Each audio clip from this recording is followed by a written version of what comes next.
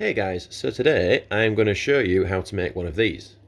So this is a DIY fry tub that I've done.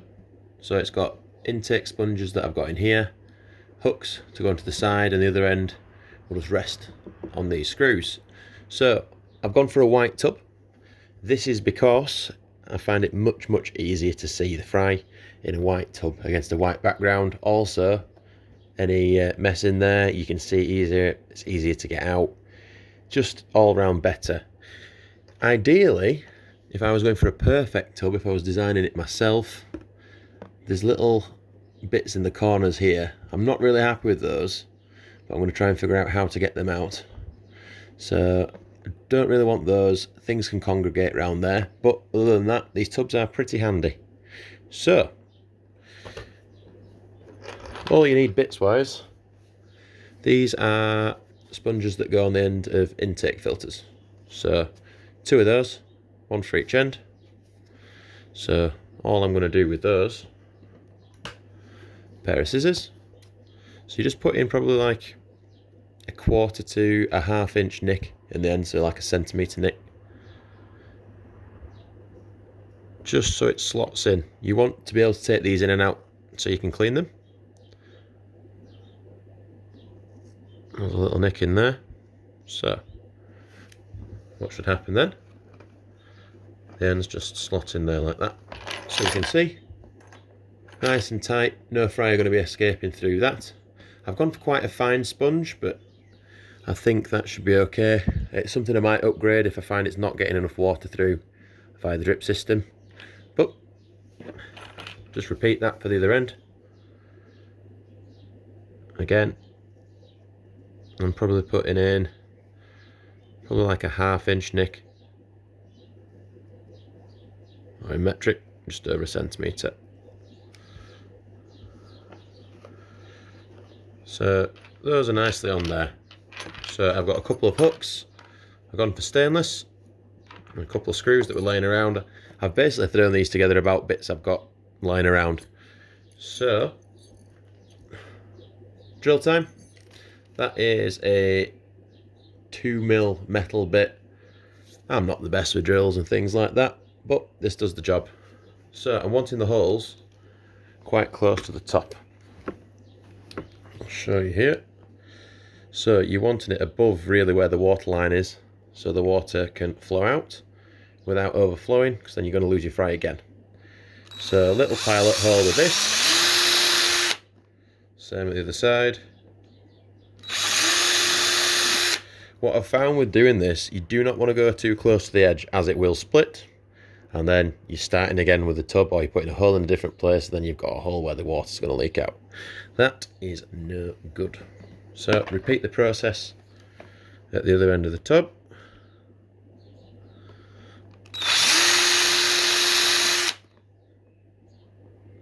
And again, this is my first time building these today, so don't think that it's difficult.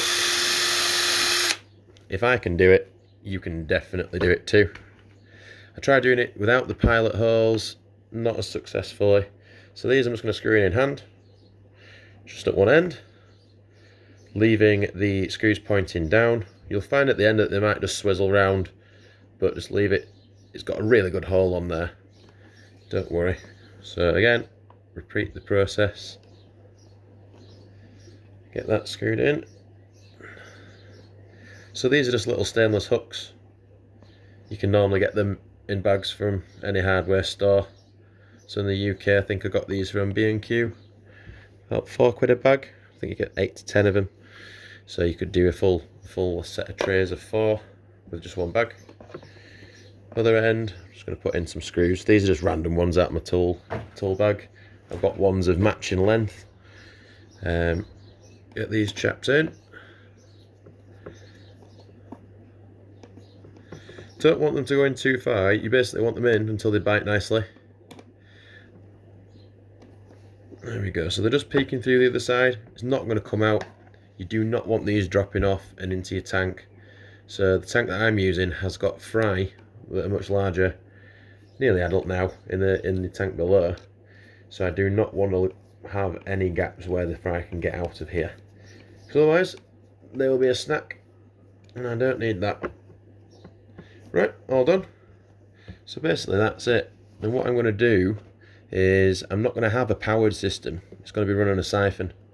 So I'm going to get a piece of pipe and just basically siphon from a tank on the rack above into this. I'm going to have to top it up every day, but it's much cheaper than buying a pump, all the RO wires, all the fittings. I haven't got the funds at the moment, so the idea is make some more money using this system. I'm hoping it's really going to help for my ram fry in particular. I'm finding that as soon as one dies in the tray, it triggers everything else to start dying, and you just get a bad build-up of water. With this, it's going to be on a constant trickle, so hopefully I'm not going to get any ammonia spikes or anything going wrong in there. We're going to find out, but it's all good in theory. Master Dean uses a system very similar to this. His is all powered, but when he started, I can remember him saying in one of his videos that he used to fill buckets up in the morning above where the tank was and let the drip system happen that way. Unpowered, it's cheap, it's cheerful. We'll see how it gets on. I will show you in the next part of the video how I am going to apply the pipe. Pause it there, I'll show you in a minute. Hey guys, so I've now got a length of pipe. So what I've also got is, this is just something I'm using. You can use nearly anything you want. This is the thing, as long as you've got some sucker cups that you've got on something spare. So this is off an egg tumbler. So when I used to do a lot of African cichlids, this used to clip onto the side of the tube like that. But what I'm going to do is drill a couple of holes with a 5mm bit through here. So I think that's a 1/4 inch. The pipe will go through, loop, go back round, come through, and it'll be that way up, so it'll go down into the tank. I'll then, that should hold it in place. So what that will do is give me the station to siphon from. That'll go up out of the tank into the bottom one, where I will put some kind of little loop on the bottom and then adjust how the siphon is dripping. That should give us nice water movement through the tray, keep it nice and fresh and clean. Right, enough of me talking. Let's get these drilled. Don't do this like I drill. I'm not the best.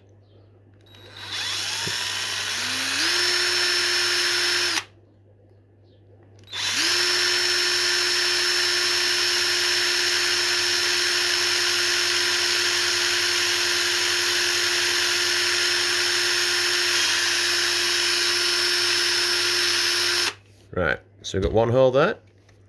Will the pipe go through? No. So what that's telling me is, need a bigger bit. Let's get that in the drill and try it again. Got the new bit in. Let's try that pilot hole again. Again, I would do this on a workbench and not in your hand like me. But I'm not that smart.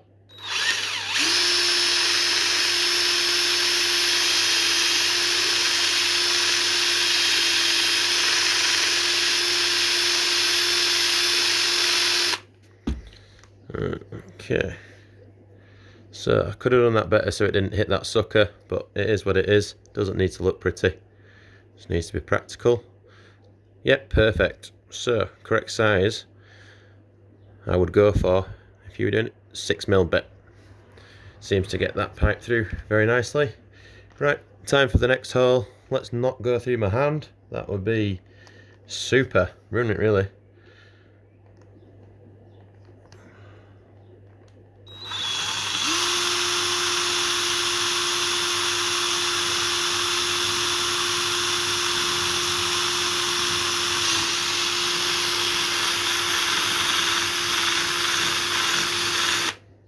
Nice one. So this should now go down there quite nicely, and I should be able to adjust it by pushing the pipe through there and pulling it back down. So I can stick this near the top and get this to go all the way to the bottom, so we're not wasting any water and it drips for longer. So yeah, that's how that bit's going to work. So that's all for now. I'll get it in the tank and I'll do another video of setting it up, which I will put as part 2. Enjoy. Give us a like if you like, sub if you sub. But most of all, I hope you've enjoyed the content. I've enjoyed making it, and hopefully this system really helps my fry out. Thank you.